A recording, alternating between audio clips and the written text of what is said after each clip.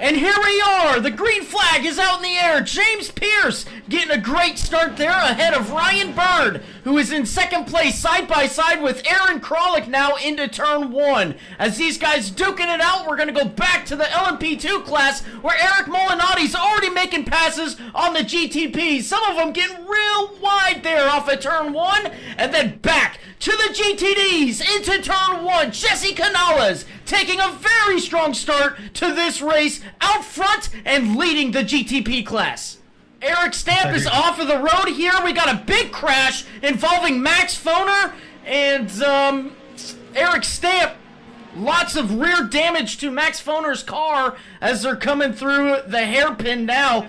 As Pressy is hounding the rear bumper of Gomet. This is a great battle here. This is for the lead in LMP2 as Pressy's continuing to pressure this 280 right now. As here comes Pressy to the inside. He's gonna have the inside advantage leverage here. Oh, sideways by Gomet, and he's around. Around goes Gomet. Unbelievable. Traffic. This is a great opportunity. Maybe aggressive here to the inside. Maybe some race first reward here early. Is he gonna make that move? It does look like oh, big wreck. Like names around. Back to there. We'll have to see what happened to Blake Nave. But Blake Nave missing a lot of the rear end of that car. He's going to have to come down and get a lot of repairs done to that. Blake Nave missing that wing's really hurting his corner speed here. No, losing all that downforce with that rear wing help and assistance. He's got the straight line speed, though. Flying down this straightaway. He's going to build a little bit of a gap to Cameron Keeley, but this is where he's going to lose time right here as he goes around again. Oh, my goodness. Cameron Keeley with the avoidance level of a master right there. Yeah, meanwhile, we go up to the battle to the front. James Pierce and Ryan Bird. His battle for GTP, sorry, is getting very interesting. Caught up between the lap traffic right now of the GTD cars up ahead. It looks like it's Zoe Heron. Right behind them is Rafael Santos. This battle coming close as they come to the outside, trying to make him move around the outside, avoiding contact with the GTDs. He always trying to make the charge down to the inside as they go towards turn 7. James Pierce is going to block him off, able to keep in front of him. It's going to give him the bumper business coming out of turn 7 as now they got even more GTD traffic to come through. Back straight away, maybe an opportunity to get a great run out of Lamar down the back. Yeah, Bird right behind Pierce as they come through. Oh, Pierce looks like he's getting a little bit loose. That's a lot of bit loose. Bird's able to make his move down to the inside, trying to complete the pass as they go down the runway section, down the straightaway into turn 17. Pierce trying to recover, trying to get right behind him, trying to make his move as they go through the braking zone, trying the inside line, cutting the corner, whipping around to the outside. Bird is able to hold strong though as they come off through there. Pierce trying to get the run off the corner, right on his back bumper as they come down the straightaway. All kinds of bumper business here. James Pierce does not want to lay over just yet. He's going to go to the outside at a turn 1. Brave on the brakes. Wheel to wheel here. And a turn 1 contact is made. Unbelievable. Here comes James Pierce around the outside. Preferred advantage into this next braking zone is going to go to Bird. But Pierce hanging it on the outside. Wheel contact again. Side by side here through the S's. This is unbelievable. Bird's going to hold the lead here. Pierce is not giving up. Still side by side. Pierce still holding strong. You would not think that there's still 60 minutes of this race remaining. Oh, contact! Pierce is the wall! Holds on to it. Pierce crashes into the wall. He's gonna go! That's gonna allow Kralik to go through. Kralik is now your new leader into turn 7 as Pierce and Bird make contact coming into the hairpin. As you can see, the 49 going real wide into turn 2, or off the exit of turn 1, and now coming through the S's. We're gonna be watching the closest battles on track at the moment. And right now, it is right here as you see Aaron Kralik go off the track through the S's, and here comes Ryan Bird down to the hairpin.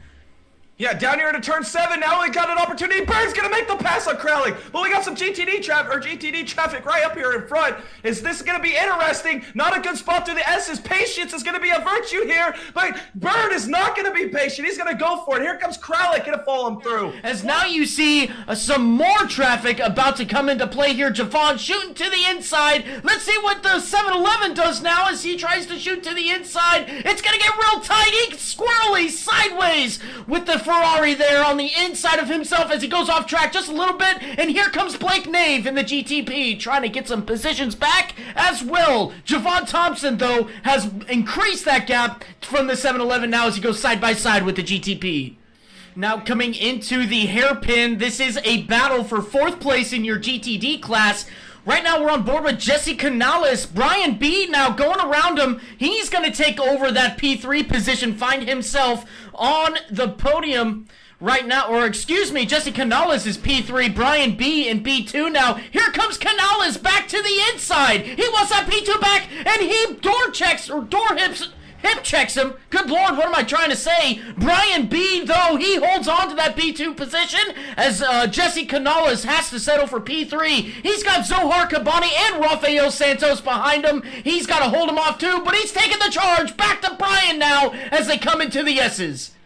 Oh, maybe some wheel banging there by Brian B and Canales. This is some great action. Canales sends it in there. Oh, contact is made. Canales is around. Canales is around. Doesn't keep it off the wall. He barely makes a contact.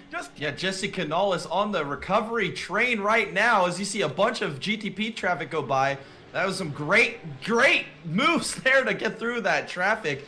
But that GTP car, but here it is, Canales on the comeback trail as we see the GTP. Oh, that was a really aggressive move there. Unbelievable action as he goes by the 06 Porsche 911 there. As these guys now come into the hairpin, the 06 to the outside and the 76 to the inside, and the 76 is going to take that position. Now, it's up to Peter Cheney to get around that lap traffic. Let's see. Santos in that Porsche just seems to have a better grip of this track right now. This car seems a lot more stable. You see Brian get a little loose coming off of the corners from time to time. Santos definitely has a better handle on this track right now than Brian, but Brian's doing everything he can to at least try to maintain that gap through Santos. Probably knows he doesn't have anything for him right now, but maybe try to catch him with pit strategy or see if Santos makes a mistake. But doing a very good job maintaining that gap. Oh, Brian goes around. Brian spins around as he comes back through the hairpin. They're able to keep it off the wall, it looks like. Gets back on track, though, but that's going to allow Alex Light to move on through. Alex Light now put him into P4, and Ethan Amberg gets on through for P5. Ryan slips all the way back to P6. Javon Thompson making it through here, splitting the gap between them right now. Cuts back down to the inside, and meanwhile behind Javon. Now, we got even more we got another battle going on. Oh, Alex is around. Alex is around. Look at that. Everything is changing on this track so fast right now. Now coming through 3 and 4, Brian getting back to the rear bumper of Alexander Light. Let's see if he can do anything here. These curbs on the inside of the corners proving really detrimental. If you get into them, there's Alexander Light now getting into the dirt there, but not sacrificing a lot of time. Now going to be coming into the hairpin. Alexander Light really coming in with a head of steam. Already have a half-second gap between himself and Brian, but look at Brian! The braking power of that Ferrari! He's coming back with a vengeance now to try to take over that P5 position. Look, these are two different battles happening on track right now for position. Look at them go. Brad Haldane is there too. 3 cars for 1 position as they're coming into the final corner.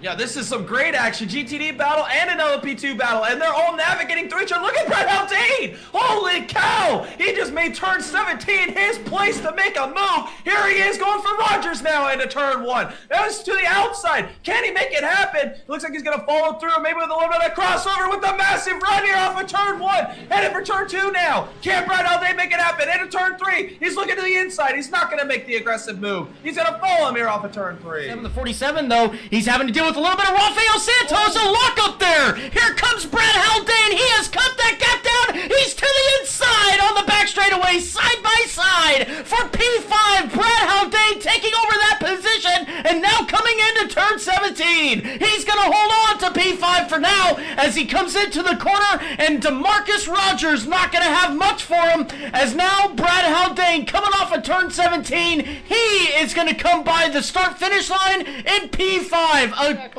Rogers on his back bumper, coming down the straightaway as they push towards turn 17 right now. Coming down the back straightaway, here comes the 47 to the outside. Brad Haldane once again side by side for P5 going into 17. Oh, the 47 goes real wide. He gets loose. He's got to catch it. He's got to get off the gas. Brad Haldane coming out on top once again off of turn 17. Here he is, going to go through turn 17. in through Sunset Bend one last time tonight. Nice, cool, and collected, methodical entry and exit here off of 17. But tonight, here in the Sebring 75-minute, it's going to go to Ryan Bird in the GTP. One more corner to go for Eric Molinatti to secure the checker flag here at Sebring. The number 46 GSR machine going to take home the checker flag here at Sebring. Race has run through here, is able to maintain that gap back to Santos. They're coming off of turn 17 for the final time.